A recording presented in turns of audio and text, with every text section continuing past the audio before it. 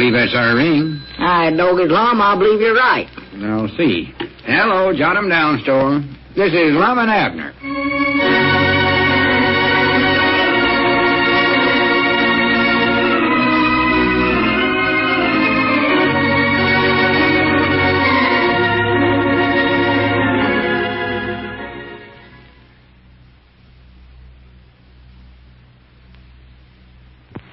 And now, let's see what's going on down in Pine Ridge. Well, the search for a job for Abner's father continues unsuccessfully. And by now, Lum and Abner have just about exhausted all the possibilities they can think of. As we look in on the little community today, we find the old fellows in their jot-em-down store and library discussing the situation. Listen. Granny's Abner, I don't know where else to look for a job for your papa. I don't neither. Something seems to happen every time we line up something for him, looks like. Yeah.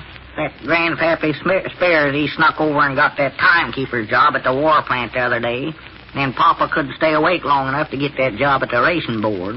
Yeah, by the time he woke up, somebody else had it. It still seems like, somebody around here ought to be able to use an extra hand, Lum. Yeah, you'd think so. I don't know who it'd be, though. He can't do no heavy work. No. Papa might be out finding himself a job today. Oh, he couldn't do that, hardly. Well, he might be. I talked to Elizabeth on the phone a while ago, and she said Papa taken out of there early this morning ain't been back home since. Yeah, he's more likely just sitting around the barber shop or something like that. Yeah, could be. He couldn't get himself a job because he don't know the right people for that. The right people? Yeah, I mean the business executive kind of people. Oh. Type of fellows that hires folks. Yeah. He just knows them old cronies of his, and they're all retards, you might say. Yeah, you're right about that. No, I'm feared finding a job for your papa's going to be as hard as hunting for a needle in a haystack. Yeah, I admit it ain't. Hunting for what? For a needle in a haystack. Who's doing that? Well, nobody is.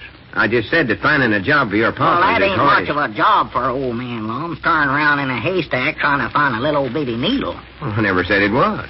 Well, what'd you suggest it for, then? I never suggested it. All I meant was that trying to find a needle in a haystack is a hard job, isn't it? Well, of course it is. And I don't know who'd pay a body to find a needle in a haystack anyway. Somebody's lost a needle, why it'd be a heap cheaper for them to just buy a new one. Them things don't cost much. Well, I know they don't, but of course, what I admit it'd keep Papa busy for quite a spell. But I'd rather get him something where he can make a few wages off of it, Lum. Listen, Abner, that's just an expression. I never meant that nobody actually went and lost a needle in a haystack. All I meant was... Of course not. And you was going to send Papa out there to hunt for it when you knowed all the time there weren't no needle there. Lum, you ought to be ashamed of yourself. Well, now, wait a minute, I know, because that's how low down to this one trick I ever heard of. For goodness sake. I'm going to tell Papa not to go, too. Tell him not to listen to you. Facts is, if you just as much as mention the word haystack around him... Well, I ain't going to mention haystack or needle, neither one. Oh, don't do it. That's unkind. All I meant was that it's going to be hard to find your papa a job. Well, it ain't that hard, though, that you have to trick him into something like that. I weren't aiming to trick him. Well, that's a trick, sending a feller out to look for a needle in a big old haystack when he ain't none there. Granny, ain't you never heard that expression? Lots of folks uses it. They do? Why, sure. They always say that when they're talking about something that's hard to find. Impossible, you might say. Why, sure it is. Feller'd put his eyes out looking for something like that. Them needles are hard enough to find around the house. Of course, I found one pretty easy the other day, though. I sat down in a chair where Elizabeth had been sewing. Yeah, well, just let the... Besides, I'd rather get a higher-class job for Papa Lum. Well, I don't blame you. But I still say it ain't going to be easy. No. Be as hard as looking for a needle in a... never mind, I'm sorry I said that. Huh? If he could get in with Ezzy Seastrunk and Walt Bates and all that crowd, he'd have a lot better chance, I can tell you that. All right, Doggers, I believe I got it. Well, good for you. What is it? What, just take and burn it down. Burn it down? Yes, sir. Burn what down? The haystack. Huh? Then you could sift all the ashes through a screen wire and you'd find that needle easy that way. Oh, for pity's sakes. Are you still talking about that? Well, the hay wouldn't be no count no ways long. But he wouldn't want to feed it to his stock with a needle in it. Just ruin their stomach if one of his cows happened to get a mouthful of hay. Abner, if you say needle one more time, I'm going to whop you right square on top of your head. What, Lum? I was just trying to... Wait a minute. There comes Cedric Weehunt. Cedric? Oh. Now, don't tell him to go around setting fire to no haystacks, because he'll do it. Yeah, all right. Well, if that needle means so much to somebody, I don't see why they don't go out there. Wonderful world. Yeah, howdy, Cedric. Hello, Cedric. Come on back. Boy, have you saw that car? Huh? Boy, Saw what car, Cedric? Well, bound you, that thing's longer than a Labor Day speech. Boy. Whose car are you talking about, Cedric? Well, I don't know whose it is. Some new feller in town, I think. Oh, new fella, huh? Yes, Mom. He's staying over at Sister Simpson's boarding house, I think. Just moved in last night, I heard. Well, I do know. He's got a big fancy car, huh? Boy, you ought to see it. Got a chauffeur driving it for him and everything. A chauffeur? Yes, Mom. Douglas, he must be rich. Well, what's he doing in town? Do you know, Cedric? No, Mom, he come here on business of some kind, I think. Leastways, Papa heard that from somebody. What was a chauffeur wearing a uniform, Cedric? Oh, I don't know. He had a little cap on, though, I know that. He did, huh? Sort of like a policeman's cap, only. Douglas. Sort of. There's something I've always wanted to be, a chauffeur. Get to wear a uniform and just ride around the car all day long. I'd love to have a chauffeur. Wouldn't want to be one myself. I sure love to own one of them long black limousines and have a fella to drive me around in it, though. Oh, Lord, yes. He's staying over at Sister Simpson's, you say, Cedric? Yes, Mom. Doggie's long. Let's call up Sister Simpson and find out all about this fella from her. No, Abner. Well, she'll know about it. Don't go letting your curiosity get all roused up.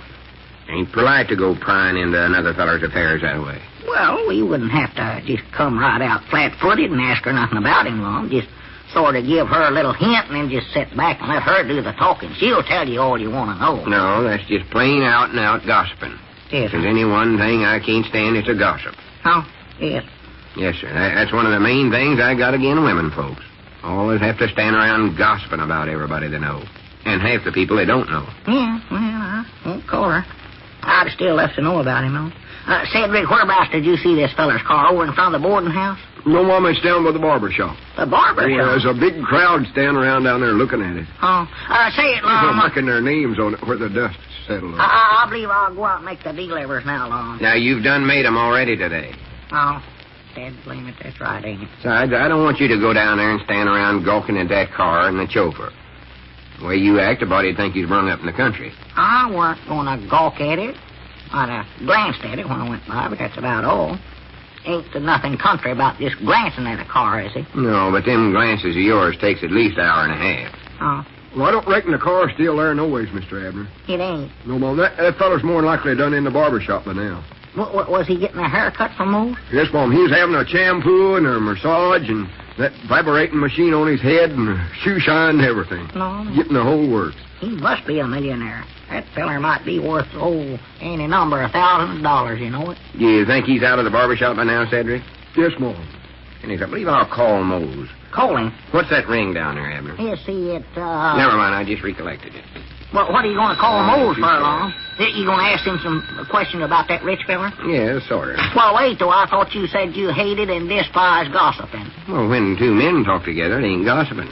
Oh. Just when women folks does it. Hello?